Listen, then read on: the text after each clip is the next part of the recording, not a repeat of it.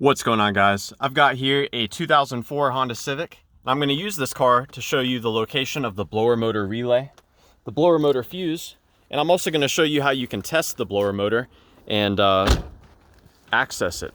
So to begin, we're going to head under the hood. Behind this cover here, we're going to find the blower motor fuse and the relay. So we remove it by squeezing these tabs together and lifting up. The fuse that provides power for the blower motor is right here. It's 40 amp J case fuse. Pop that out like so. And the relay for the blower motor is here. Now, not much troubleshooting can be done with that relay. There are no similar relays we can swap in. So one thing I recommend doing is when you have the car on, you can try tapping on that relay. Sometimes relays get stuck, and by tapping on the relay, you can free it up.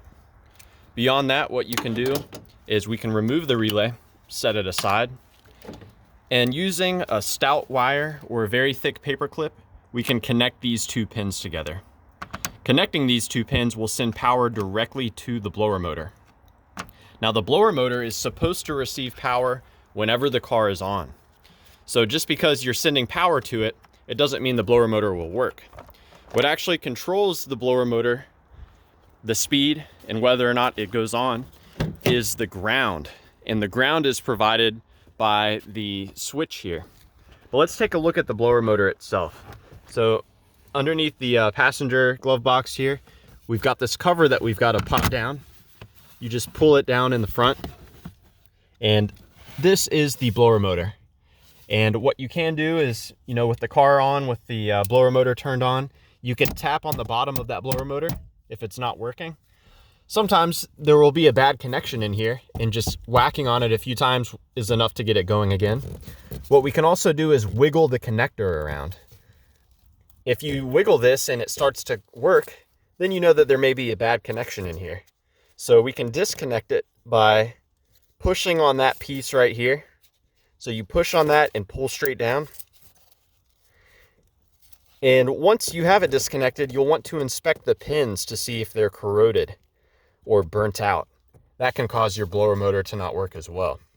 Now, the blue-white wire carries power from that blower motor relay, and you should see power here whenever the car is on. The blue-black wire carries a ground signal, and the strength of that ground signal varies, and that is how you establish the different speed. Now, the speed is actually controlled by this piece. That's where the ground comes from. Some people call this the blower motor resistor. Others call it the blower motor solid state transistor. Honda may call it something else, but that is where the ground comes from. And it's the first thing you'll want to replace if you're not seeing a ground signal coming in at that blower motor connector. So yeah, I hope this information was helpful for you. Please do let me know if you have any questions, or more importantly, any advice about troubleshooting the blower motor on your Civic. Thanks for watching.